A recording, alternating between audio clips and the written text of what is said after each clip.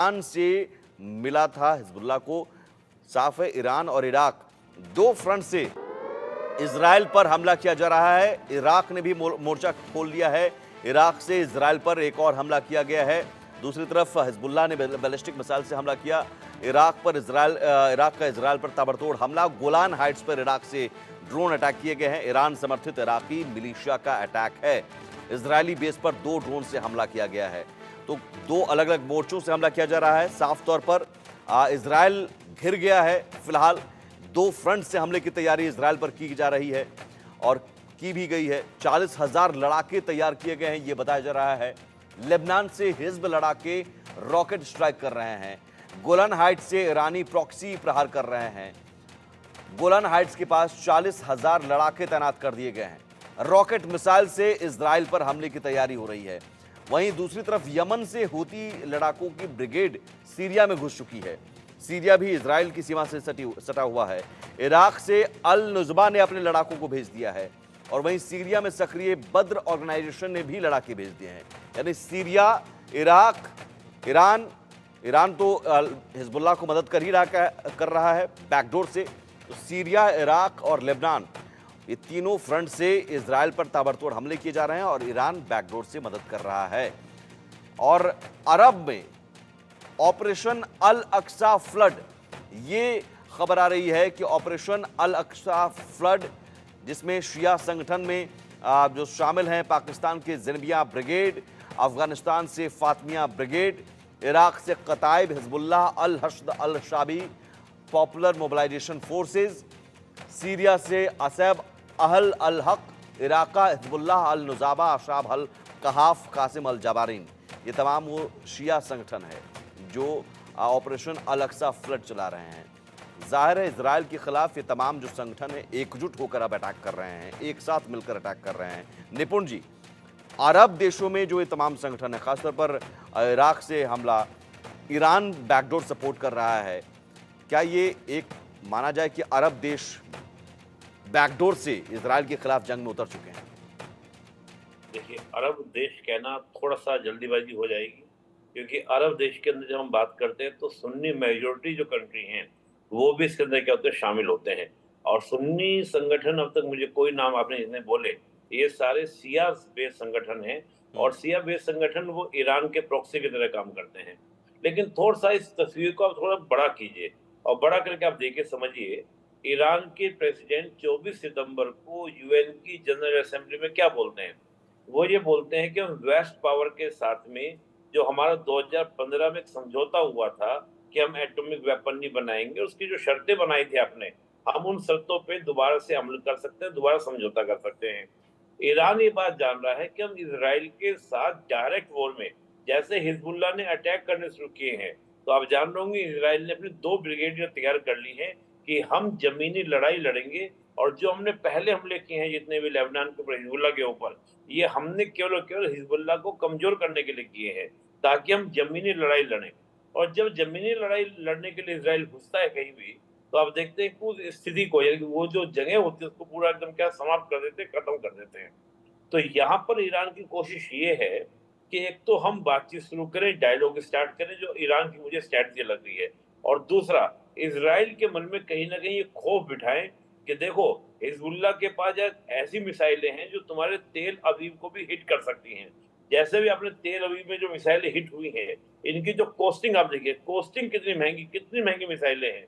क्या ईरान इतना सक्षम है कि वो हिजबुल्लाह को इस प्रकार की मिसाइलें 50, 60, 100, 200, 500 दे दे? हम कहेंगे नहीं, ईरान के पास इतना पैसे, इतने फंड्स नहीं है।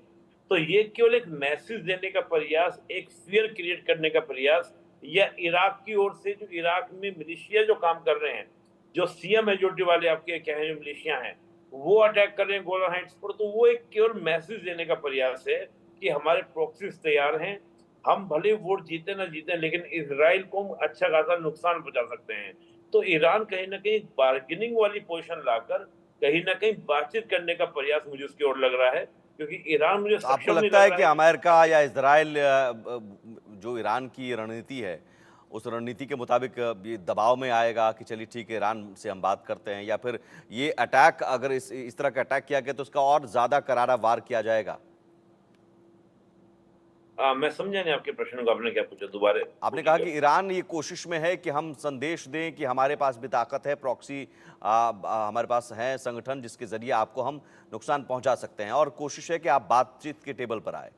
लेकिन क्या बिल्कुल, इजराइल बिल्कुल। और अमेरिका ये चाहेगा कि ईरान से वो बात करे, या फिर इस तरह के हमलों का और मुंह तोड़ जवाब देगा और ज्यादा करारा पलटवार करेगा? देखिए, इज़राइल निश्चित रूप से रिप्लाई करेगा। इज़राइल का एक हार्ड पावर नेचर वाला कंट्री है, और जो हार्ड पावर नेचर वाले कंट्री होते हैं, उनकी ओर से रिप्लाई करना उनकी सिक्योरिटी के लिए मेजर कंसर्न होता है। इज़राइल तो ये कहेगा कि आज हिज़बुल्लाह हमारे तेल अवीव पर अटैक करने की कैपेसिटी रखता है। तो फ्यूचर में वही बात जो बेंजामिन नेतन्याहू हमास के लिए बोल रहे थे कि हमास जो है वो हमारे सिक्योरिटी के लिए थ्रेट्स है। हम्म। इसलिए तो उन्होंने अटैक किया। 7 अक्टूबर को अटैक होने के बाद 8 अक्टूबर को घटना जो हुई या इजराइल की ओर से जो कार्रवाई हुई, वो एक सिक्योरिटी कंसर्न को लेकर बात हुई है। और हिजबुल्लाह ने तेल अवीव पर हमला कर इजराइल को फिर आपको जताया है। आज इजराइल की जनता चिंतित है ना। और देखिए, किसी भी देश के, खासतौर से हार्ड पावर जो कंट्री हो, उसकी यही तो बात होती है कि मैं सिक्योरिटी को लेकर किसी भी हद तक जा सकता हूँ, किसी भी कंडीशन तक जा सकता हूँ। और इजराइल को अगर आप देखें, इजराइल जब से जी। स्थापना इजराइल की हुई है, इजराइल को मैं हमेशा बोलता हूँ कि इजराइल ऐसा है जैसे दांतों के बीच में जीभ। और वो जीभ भी कैसी है, जो टंग हमारी होती है वो बड़ी मुलायम होती है। लेकिन इजराइल की मजबूरी कि चारों ओर आपके कौन बैठे हैं, आपके एनिमी कंट्री बैठे हैं। और एनिमी कंट्री भी नहीं, आज तो वहां पर आपके प्रॉक्सीज, एक तरह से टेररिस्ट ऑर्गेनाइजेशन। हिजबुल्लाह क्या है? हिजबुल्लाह कोई गवर्नमेंट थोड़ी ना है। हिजबुल्लाह एक टेररिस्ट ऑर्गेनाइजेशन की तरह से है, एक सिया मेजोरिटी का एक मिलिशिया है। और हाँ, हम जब इराक के अंदर बात कर रहे हैं, आपने हुतीस की बात कही, आप हम चाहे और मिलिशिया कंट्रीज है, और जो हुतीस है, तो ये तमाम जो संगठन हैं, ये संगठन कहीं न कहीं ईरान के द्वारा पोषित संगठन हैं।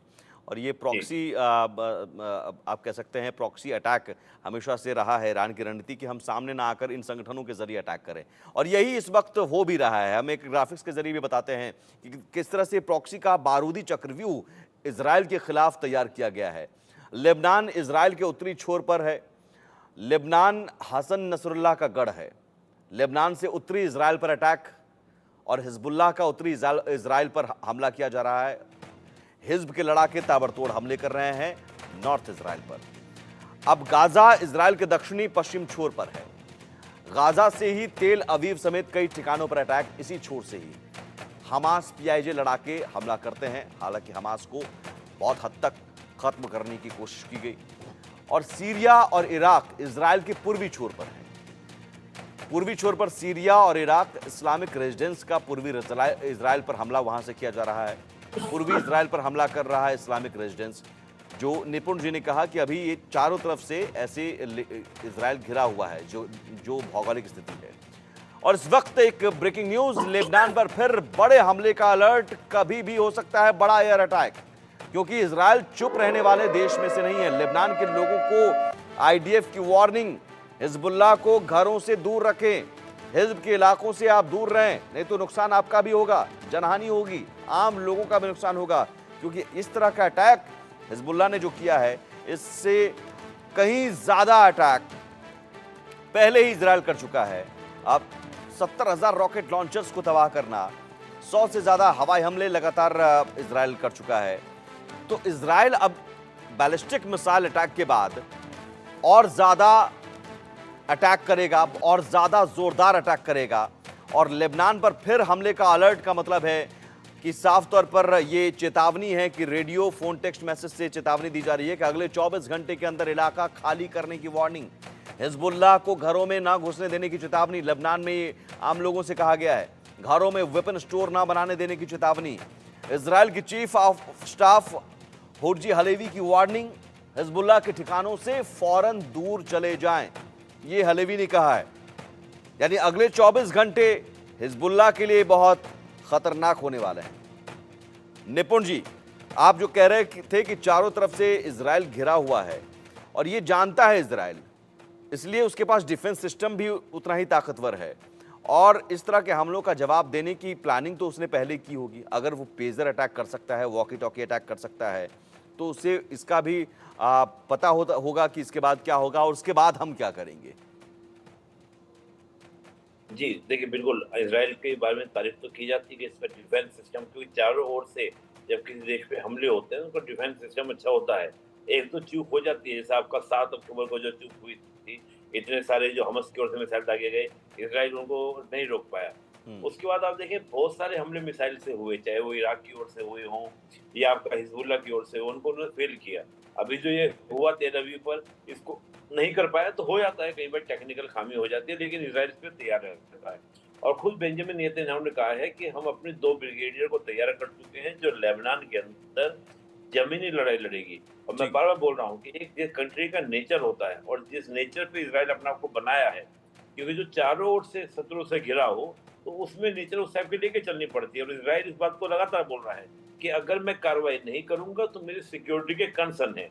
मेरी सिक्योरिटी की सुरक्षा की ज़िम्मेदारी कौन लेगी? आज वो जो आपका मोसाद के हेडक्वार्टर की जो बात कर रहे हैं कि हेडक्वार्टर पे जो हमला हुआ है, ये कल को कहीं और भी हमले हो सकते हैं इसराइल मिसाइल की। तो वो इस बात को आधार बनाकर लेबनान में हिजबुल्लाह को क्या करेगा, वेपन जैसे हमस की स्थिति बना दी है। ऐसी स्थिति वो हिजबुल्लाह की बनाना चाहेगा कि पूरा एरिया पे क्या करा जाए, सैनिटाइज कर दिया जाए और हम पूरा कंट्रोल अपना लें, ताकि फ्यूचर में आने वाले हमले हमारे ऊपर ना हो। और मैं मान के चल रहा हूँ, जैसे अभी बोल रहे थे मेरे पूर्ववर्ती जो हमारे साथ डिबेट में सर हैं, उन्होंने बिल्कुल सही बात कही है कि वो ऐसा चाहता है इज़राइल कि 15-20 साल के लिए कम से कम इन दोनों से तुमको क्या मिल जाए, छुट्टी मिल जी। जाए, चाहे वो आपका हिजबुल्लाह हो, चाहे वो आपका हमास हो। तो अब मेजर जनरल अनुज माथुर जी, तो क्या ये माना जाए कि ये सब कुछ एक तरह से इजराइल की प्लानिंग के मुताबिक ही हो रहा है? वो इजराइल चाहता था कि ठीक है काउंटर अटैक हो, उसके बाद हमें मौका मिले फिर जबरदस्त अटैक करने का। बिल्कुल बिल्कुल, जितना भी हो रहा है इजराइल की प्लानिंग के मुताबिक हो रहा है। देखिए, मैं आपको एक बात बताता हूँ कि जो इजराइल है वो एक वेरी वेल ट्रेन्ड और very well equipped all around armed force है, जबकि जितने भी लोग उनके खिलाफ लड़ रहे हैं वो ill trained, poorly led, poorly equipped non state actors हैं। वो उसका काम लड़ना है, वो आज यहां लड़ रहा है, कल नाइजीरिया में लड़ेगा, परसों कहीं और जाके लड़ेगा। He is not fighting for his country. जबकि इजराइल जो है वो अपने सर्वाइवल के लिए लड़ रहा है। जैसे अगर वो उसको नहीं करेगा वहां पर न्यूट्रलाइज, तो उनका सर्वाइवल मुश्किल हो जाएगा। इसीलिए उन्होंने आज की तारीख में हमास को लगभग लगभग खत्म कर दिया है। आप देखेंगे कितना भी 2-4 attack, 5 rocket, 6 missile, that makes no difference. Hamas जो है काफी हद तक न्यूट्रलाइज हो चुका है। इसी वजह से वहां से उन्होंने ट्रुप्स को डिसएंगेज करके उनको नॉर्थ नॉर्थ में लेबनान के खिलाफ वहां पर कर दिया है।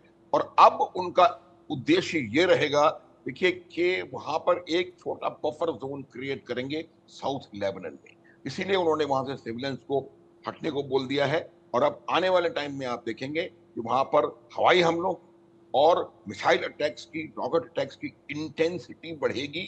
और उसके बाद इसको बोलते हैं शेपिंग दी बैटलफील्ड। वो लोग इजरायली फोर्सेस आज की तारीख में एयर, मिसाइल, आर्टिलरी, टैंक, इन सब की मदद से कंबाइंड सिनर्जाइज्ड फायर पावर उसके ऊपर गिरा करके उस टारगेट को सॉफन अप कर रहा है, उसको तैयार कर रहा है एक पॉसिबल ग्राउंड ऑफेंसिव के लिए। और तो और आप ये कह रहे हैं कि आने वाले दिनों में जो 24 घंटे की चेतावनी भी, 24 घंटे में हमले की चेतावनी भी दी गई है। कहा गया लेबनान के लोगों से कि आप हिजबुल्लाह के लड़ाकों को अपने घरों में पनाह ना दें, आप उन्हें अपना हथियार रखने का ठिकाना न बनाने दें और घरों में रहें। तो ये 24 घंटे बिल्कुल बाद जो अटैक होने वाला है वो अटैक हवाई हमला ही होगा या ज़मीनी फिर हमला भी हो सकता है? मैं पहले अटैक वही कह रहा हवाई हमला और उसके बाद हूँ। ज़मीन से?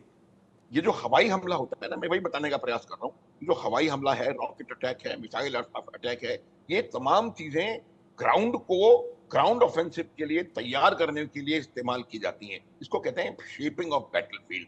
वो जहां पर ग्राउंड हमला करना चाहते हैं उस जगह को इतना सॉफ्ट कर देंगे कि आपके ग्राउंड फोर्सेस को वहां पर हमला करने में परेशानी ज्यादा ना हो। तो आने वाले समय में आप देखेंगे, जैसे मैंने कहा, कि इंटेंसिटी जो है एरियल स्ट्राइक की, इंटेंसिटी रॉकेट और मिसाइल हमलों की बढ़ेगी।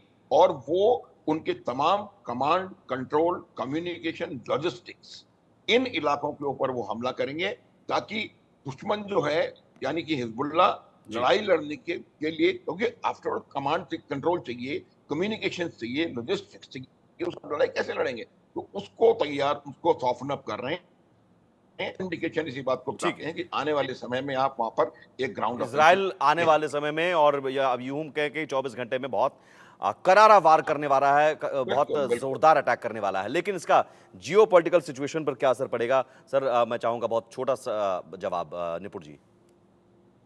देखिए, इस पे फर्क तो पड़ेगा। और देखिए, जब लेबनान की ओर आपका एंट्री करेगा, अगर इजराइल एंट्री करेगा, तो ईरान को और ज्यादा दबाव में लेने का प्रयास होगा। और आप देखें, जो अरब वर्ल्ड पूरा पूरा है, तो अगर शिया मेजोरिटी वाले लड़ाके हैं वही एक्टिव हैं, सुन्नी मेजोरिटी नहीं। तो सुन्नी मेजोरिटी का सपोर्ट इजराइल को बढ़ेगा, और अमेरिका का जो एक इन्फ्लुएंस है इस एरिया में और ज्यादा आपको इंक्रीज होने को मिलेगा, आपको देखने को मिलेगा। बहुत शुक्रिया हमसे जुड़ने के लिए। मेजर जनरल रिटायर्ड हैं अनुज माथुर जी हमारे साथ जुड़े हुए थे, और निपुण जी हमारे साथ जो विदेश मामलों के जानकार। साफ तौर पर आने वाले दिन या आने वाले 24 घंटे बहुत अहम हैं। आने वाले 24 घंटे में इजराइल जबरदस्त अटैक कर सकता है, और उन ठिकानों पर अटैक कर सकता है जहां हिजबुल्लाह के लड़ाके तैनात हैं, जहां हिजबुल्लाह के हथियार हैं। इससे पहले भी अटैक हो चुका है। तो अब तेल अवीव पर अटैक के बाद से इजराइल का कैसा अटैक होगा ये देखना होगा। लेकिन जंग प्रचंड है। एक छोटा सा ब्रेक के उस पार भी खबरें जारी हैं।